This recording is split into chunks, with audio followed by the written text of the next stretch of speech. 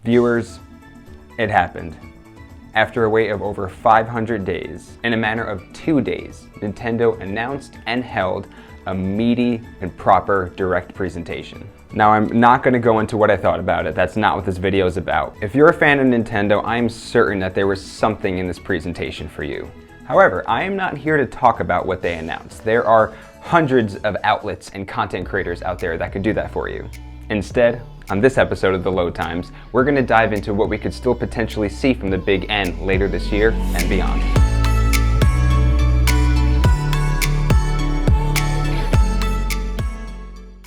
When Nintendo announced on their social medias that they would be holding a direct presentation, we knew a handful of things. We knew that it would be 50 minutes long, we knew that it would be covering a handful of games that are already out, including Smash Bros. Ultimate, and that they would focus on new games coming out in the first half of 2021. That leaves a whole other half a year to announce and release things. And we know it's been Nintendo's MO recently to announce a new title and release it within the span of just a couple months. Just look at last year with Paper Mario the Origami King and Hyrule Warriors Age of Calamity. Now, you could point to the COVID pandemic as a reasoning for this change in strategy, and that may be true, but so far it's worked out for them.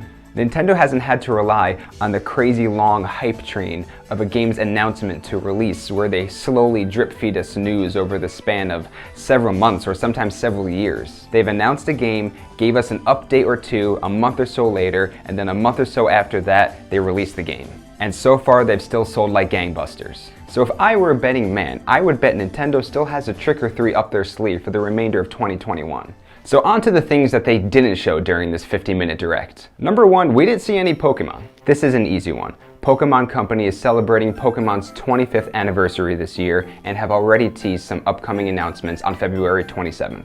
I expect more of a deep dive into new Pokemon Snap, which releases this April. Side rant, Nintendo, stop naming new games with the new prefix before the title. They won't be new forever. New Pokemon Snap is not going to be new 20 years from now. New Super Mario Bros. On the DS came out over a decade ago.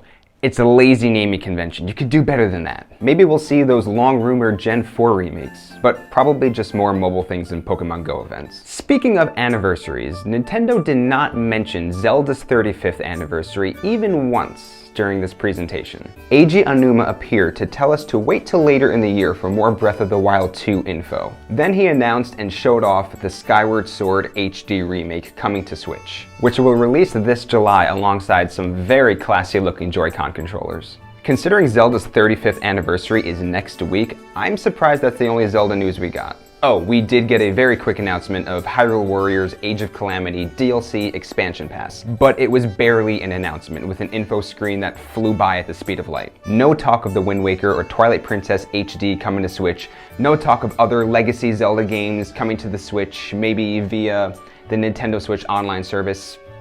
Nothing.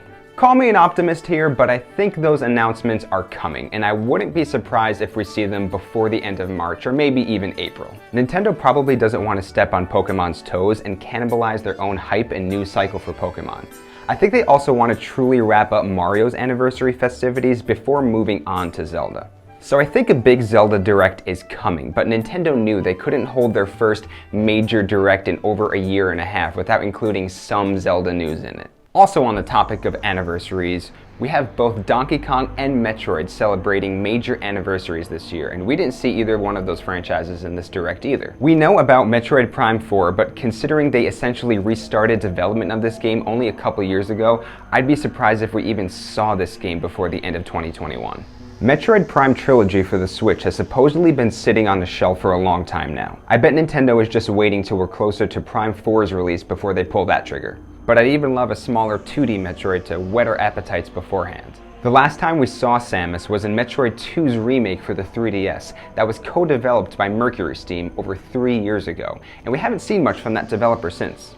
The game was critically pretty well received and sold decently, so it'd be pretty cool if Nintendo put them on another Metroid game in the same vein as that remake. Moving on, Donkey Kong is celebrating its 40th anniversary this year. There are very few gaming franchises celebrating 40 years. This thing we call the gaming industry is a new industry. It probably wouldn't even have grandkids if it were a person. And as amazing as Donkey Kong's longevity is, I don't think we're going to see too much of him for its 40th anniversary. His last major game was the phenomenal Donkey Kong Tropical Freeze in 2014. That game was developed by Retro Studios, who we know is working on Metroid Prime 4 right now. More recently, we did get a DK-themed DLC expansion for Mario plus Rabbids Kingdom Battle in 2018.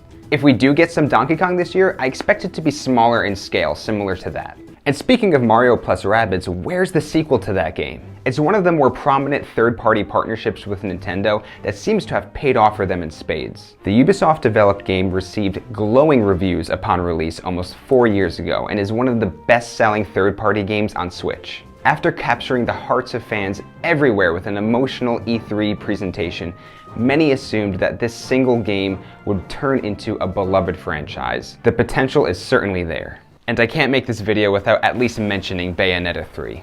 I won't really get into it too much, it's just a classic example of a game being announced too early.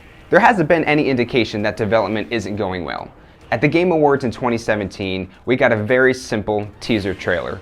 The game probably was just in the planning stages at that point. Hideki Kamiya from Platinum Games, who's developing this game, said only a few weeks ago that it's safe to expect some news sometime this year. So until then, I won't lose any sleep over it. Now, considering we're just about wrapping up Mario's 35th anniversary right now, I didn't really expect to get any Mario-related news, but boy was I wrong. Mario Golf Super Rush was the highlight of the Direct for me. Just another example of a game getting announced and released just a few months later. But I don't think that'll be the only Mario game that gets announced this year. I'm still praying for news for an Odyssey 2, if such a game even exists. It's something fans have been expecting for a long time, and if the recent Bowser's Fury expansion is anything to go on, we could be in for a huge game with even larger kingdoms than the first one. It sort of feels like a game like that wouldn't be possible on the current Switch hardware. Maybe it'd be exclusive to a certain Switch Pro? Let's not keep you here for too much longer. I'm gonna speed through the rest of these games. These are games that I think we could see this year, that we've known about for a long time and haven't seen for a while, or games from franchises that I think are due for a new game. Some of these are just pie-in-the-sky dreams, but let a man dream, will ya? We've got Pikmin, Hollow Knight Silksong, Star Fox, F-Zero, Kid Icarus, ARMS, WarioWare, SSX, Wave Race, Earthbound, and lastly, any sort of improvement to Nintendo Switch Online service. Anything. Please. That'll do it for today. Be sure to like the video and subscribe to Brewbot Presents for your weekly cup of endorphins. Let us know in the comments what you thought of the Direct and what games you'd like to see from Nintendo this year and beyond. So happy gaming, everyone. Cheers.